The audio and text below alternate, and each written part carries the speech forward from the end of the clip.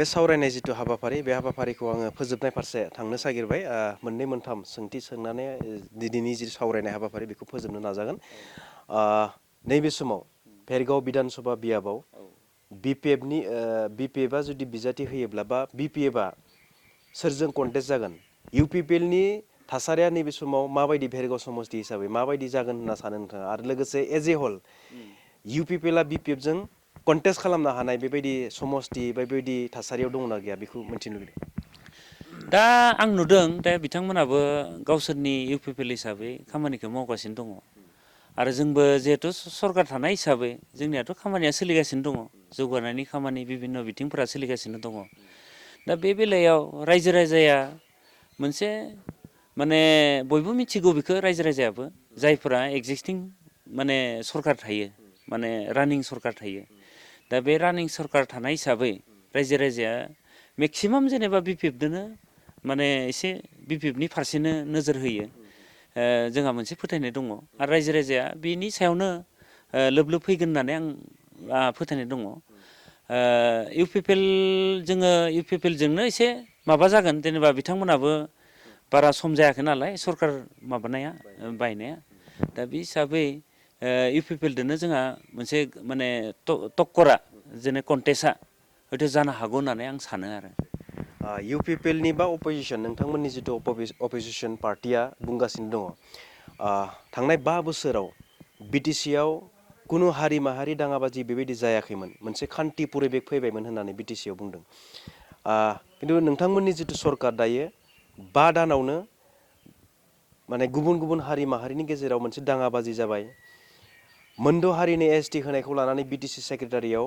फरायसाफोरा हाबनानै माखासे गाज्रि थासारि सोमजिलांबाय दा बे बेलाखौ नायोब्ला नोंथांमोननिफ्राय गोबां रायजो राजाफोरा दायो असान्ति थासारि फैनायनि थाखाय बा फैफिननायनि थाखाय रायजो राजाफोरा बिपिएफनिफ्राय दायो आनज्रायगासिनो दङ बा साइड जादों ओंखायनो इउपिपिएलनो भट होगोन होननानै इउपिपिएलनि दैदेनगिरिफोरा बुंगासिनो दङ बे बेलायाव नोंथांमोना मा सानो दा बेथ' जेनेबा जोङो जिखिनि माने माबा नुदों थारमाने इउपिपिएल सरकार जानाय समावबो गोबां घटना जादों नङा होमबा जोंबो एगजामपोल दङ जों सार जनक मुङा जेरैबायदि नायजेर गावथार जाबाय नङा होमबा दा बबेबा माने दंफां सिखाव बायदिसिना महर होनानै गावथारनायखौ जोंबो नुदों बुथारलायनायखौ जोंबो नुदों इउपिपिएलनि दिनावबो दा बेखौ आंनिफ्राय बुंनो नागिरो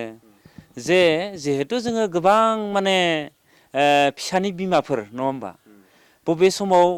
माने मा जायो बेखौ रावबो बुंनो हाया नङा होमबा एक्सिडेन्टेलि बहुद खामानि जालाङो जेनेबा भुल बुजियाव जालाङो नङा होमबा दा बयबो दिनैनि तारिखाव गोरों नंजोबा माने जोंनि ओनसोलफोरखौ आङो जौगानाय माने बयबो गोरों सुबुं दंजोबो होननानै आं साना आरो एकदम जाम्बा जाम्बिबो दंजोबो होननानै आं बुंनो नागिराखै जे आङो बेखौनो बुंनो नागिरो जे इउपिपिएलनि समावबो गोबां जादों घटनाफोर जादों आरो दा हयथ' जेनेबा सिटुवेसनखौ बिथांमोना माने जोंनियाव मोनसे खोथाल' जेनेबा जे जायफोरा माने गावनि अस्तित्वखौ थामोनथाखो रैखाथि होनो थाखाय हाग्रा बंग्रायाव थांदोंमोन नङा होमबा एकमात्र जाबाय जातिखौ बासायनो थाखाय गोबाङा हाग्राफोराव थांदोंमोन दा बे हाग्रायाव थांनाय जाय हारिनि थाखाय थांनाय सुबुंफोर दा बिथांमोना मोनसे स्ट्रिमाव फैदों नङा होमबा मोनसे स्ट्रिम लाइनाव फैदों जोबथायाव दा बिथाङाबो माखासे माने माबाफोरखौ जोंनि थाहैनायफोरखौ बिथांमोनाबो लाबोनो हादों लाबोनो हानायावनो जों सान्ति जाबाय गोजोन जाबाय होनबाल' जानाय नङा दा सान्तिनि उनाव सान्तिथ' जानायखौ आंबो लुबैयो खिन्थु जाखांनायनि उनाव जोङो बेसेबांखिनि फिथाइ मोनखो नङा होमबा जोंनि ड्रिमफोरा साक्सेसफुल जागोन ना जायासै नङा होमबा दा बेखौ साननांगोन जे साक्सेसफुल जाखांनायनि उनाव जों जुदि गोजोन थासारि होननानै जोङो बुंनो थाङोब्ला बे क्लियार जागोन नाथाय आंनिफ्राय बुङो आरो जेनेबा जे बिथांमोना दिनैसिम जाय थांखिखौ लानानै जाय माने एम्सफोरखौ लानानै बिथांमोना थांदोंमोन दा बिथांमोनाबो दिनै साक्सेसफुल जानो हायाखै होननानै आं सानो दा बेयाव बिथांमोना फैदोंब्लाबो माने गोजोननाय गैया आरो गोसोआव गोजोननाय गैया ना गोजोननाय नांगौब्ला नङा होमबा थांखिफोरा जाफुंब्लासो गोजोननाय जायो अकल हाग्रानिफ्राय मानसिखौ लाबोनो हाबानो गोजोननाय जाजोबगोन बिदि नङा होननानै आं सानो। बेनिखायनो दिनै आं रायजो राजाखौ बुंगोन जे सान्तिखौ जों बयबो गायसननांगोन, माबानांगोन। दा बे सान्तिखौ लानानैनो दिनै पलिटिक्स खालामनो जुदि नाजायोब्ला बियो उल्थासो जागोन। खारन मानो उल्था जागोन? खारन सान्तिजों लोगोसे जों साक्सेसफुल जागोन ना जायासै जोंनि ड्रिमफोरा? जोङो जाय थांखिखौ लानानै माने संग्राम खालामबोदोंमोन, जाय थांखिखौ महर होनो थाखाय नाजादोंमोन, बे महरा फुलफिल जागोन ना जायासै? दा बेखौ जों नायनांगोन, नोजोर होनांगोन। दा ओंखायनो आं सानो रायजो राजाया दा बिनि सायाव बिबेसना खालामगोन आरो खालामगासिनो दङ। दिनै जुदि जों गोजोनानो जुदि माबामोनब्ला दिनै UPPL सरकारा 5 बोसोरनि उनाव मानो माबालांखो? रायजो राजाया दिनै मानो बिथांमोननि सायाव फोथायनाय लाबोनो हायासै? दा मेन कारनखौ आं बेखौनो बुङो जे बिथांमोना दिनै पिस एकर्ड जाबाय, बे पिस एकर्डखौनो लानानै जिहेतु राजनिति खालामबाय, बेखौ खिन्थु रायजो राजाया मोजां मोनाखै। नैबे समाव जिहेतु जोङो फोजोबनायनि फारसे फैबाय, गुसुं गुसुं समनि गेजेराव नोंथांखौ जिहेतु एन्सारखौ होनो थाखाय खावलायगोन, मोननै मोनथामसो कुइसन खालामबावगोन। नोंथांखौ जोङो थांनाय गोलाव समाव मोनथियो जे सासे सादारन सुबुं हिसाबै जायफोरा मेट्रिक आनजादाव फेल जादोंमोन बिथांमोनखौ नोंथाङा पास खालामनो थाखाय मोनसे गाइड सेन्टार खुलिनानै क्लास खालामदोंमोन भेरगाव सारियालियावनो। दा बे बेलायाव नोंथाङा नायोब्ला नोंथाङा लाइमोनफोरनि थाखाय जथेस्थ' साना नङा सानो। आरो ओंखायनो नोंथाङा फैबाय थानाय समाव जिथु बिसायख'थि गेलेनो नागिरदों, बे बिसायख'थियाव जुदि नोंथाङा देरहामारोब्ला माबा नङा माबा मोनसे लाइमोनफोरनि थाखाय खामानि मावनायनि मोनसे सुजुगा बांसिन फैगोन बेखौ सानो। दा बे समाव आङो जिहेतु जोबनाय फारसे फैनो नागिरबाय, गोबां राजखान्थि दैदेनगिरिफोरखौ जेब्लानो इन्टारभिउ लायो बे समाव आङो सोंदों जे सासे प्रतिनिधिया, दैदेनगिरिया बिजाथि मोननायनि सिगां बा बिजाथि मोननायनि उनावबो गोबां खोथा बुङो बा खोथा होयो जे लाइमोनफोरनो नैबेखौ मावगोन, रायजो राजाफोरनि थाखाय ओरै ओरै मावना होगोन होननानै गोबां बाथ्रा बुङो, फोरमायो। नाथाय जेब्लानो बियो MLA जायो, EM GM जायो, चिफ जायो, अब्ला बिथांमोना रायजो राजानि माखासे खोथा होनाय बाथ्राफोरखौ बावगारनानै कुनु माने उनफोराव रेसपन्ड होयै जायो। पबित्र बर'आबो बेबायदि मोनसे समाव MLA जानायनि उनाव बेबायदि थासारिया फैगोन नामा बा जागोन नामा? थ' आङो बेखौनो खावलायनो नागिरो रायजो राजाया दा बिनि फिनफोरखौ होगासिनो दङ। जायफोरा आगोलाव माने बुंनानै माने गोदै गोदै बुंनानै नङा होमबा भट बिनानै रायजो राजानि सिमांखौ मोगथां महराव महर होनो हायाखै नङा होमबा? दा बिथांमोनखौ 5 बोसोरनि उनावनो बिदाय होगासिनो दङ। आं बेखौबो नोजोर होदों। दा ओंखायनो आं सानदों जे MLA जानानै MLAल'नि खोथाखौल' आं सिन्था बांद्राय खालामाखै। आंनिया जाबाय मा, आं जुदि प्रतिनिधि जानो हायोब्ला जे आङो मोनसे बुस्थुखौ आंनि जिउआव आरो जेनेबा आंहा मोनसे थांखि दोङो जेनेबा, जे आंबो बैसोआ जाया नङा एसे बैसो जाबोबाय थादों जेनेबा। फरायनाय समनिफ्रायनो आं जोबथायाव मोनसे राजनितिक रायजो राजानि मोजां खामानि मावलांना गालांनो होननानै आंहा मोनसे ड्रिम दोङो, जारमाने सिमां दङ। ओंखायनो आङो रायजो राजाखौ आं बेखौनो रिकुवेस्ट खालामदों, आंखौ 5 बोसोरल', आं बारा नङा, आंखौ 5 बोसोरल' मोनसे स्कप हो। आं मावनो हायो हाया बेखौ 5 बोसोरनि गेजेराव नोंथांमोना मिथिगोन। आरो आङो दाथिखौ बुंगोन दिनै बे मिडियानि गेजेरजों जे आङो मावगोन। आं खारन थांनाय जे समाव फरायबाय थानाय समनिफ्रायनो आरो आङो गोबां बे ओनसोलाव मा जादोंमोन जे आगोलाव जोंनि फेलनि अनजिमाया बांसिनमोन फरायसाफोरनि। आरो बे समाव जेनेबा मेट्रिक केन्डिडेट बा हाई सेकेन्डारि ग्रेजुवेट बेबायदि स्टुडेन्ट माने नागिरब्लाबो साख्रिनि बेलायाव आरो एप्लाइ खालामनाय बा साख्रि होनो होनना बुङोब्लाबो गामि गामि माने खममोन आरो 2000 सनफोराव 2000आव। अब्ला आं सानखांबाय जे बिथांमोनखौ जोङो मोजां प्रपार गाइड होनांगोन नङा होमबा? टिउसन लानो थाखायबो थाखा फैसा गैया गोबाङानो। जोंबो टिउसन लादों जेनेबा आगोलाव, बिराद खस्थ' जों टिउसन लादों। जोंनि काहानिफोरखौ मिथिब्लाथ' माने दुखुनांथावना आरो जे आंनि आबौआ जेनेबा सलकुसियाव जि दानानै जोंखौ फरायहोदों, फरायहोनाय बेबायदि काहानि। आरो बे समाव जोङो जेब्ला भारा थायोमोन 10 थाखा फैसा थाइनैनि माने माबा बायनाय, जेनेबा थाव बायनाय, बहाबा मैगं थाइगं थाइनैयावनो बायनाय, बेबायदि जों बिराद जिबन कटायबोदों आरो। दा बे समाव आं सानखांदोंमोन जेनेबा जोंनि बे ओनसोलनि दा माने एबसुनि जि फरायसा आफादनि दा बिथांमोनाबो मिटिं दावथिङाव गोबां बुङो जेनेबा जोङो इडुकेसन कुवालिटि इडुकेसन नांगौ कुवान्टिटि नांगौ बेफोरबायदि पास खालामनाय हंखायाखौबो जोंनो नांगौ दा बेफोरबायदि जोङो मिटिं दावथिङाव थांनानै खोनासंबोयो दा जोङो सानखाङोमोन आरो बुङोल'सो मावा माथो होननानै आरो जेनेबा माबायदि मावगोन मावनोथ' नांगोन ना प्रेक्टिकेल खालामनांगोन ना बेखौ दा आंनि गोसोआव गाबखाङोमोन आरो दा बेबायदि सिन्था खालामनानै आङो जेनेबा 2002 सननिफ्राय मोनसे भेरगाव HLC गाइड सेन्टार होननानै गायसनबोदोंमोन आरो बेयाव जेनेबा गोबां लाइमोनफोरा फरायसा लाइमोननि जोंनि सेंग्राफ्रा BA पास MA पास जानायफ्रा आंखौ हेफाजाब होदोंमोन आरो दा बिदिनो जोङो बेयावहाय खुंनानै बोसोरसेयाव 300 400 स्टुडेन्ट एडमिसन जायो दा बिथांमोनखौ जोङो प्रपार राइट डिरेक्सनाव माने गाइड होदोंमोन आरो होयै बिथांमोननि समस्याफोरखौ जों बुजिदोंमोन जे मा बुंनो नागिरो जे मानि थाखाय फेल जादों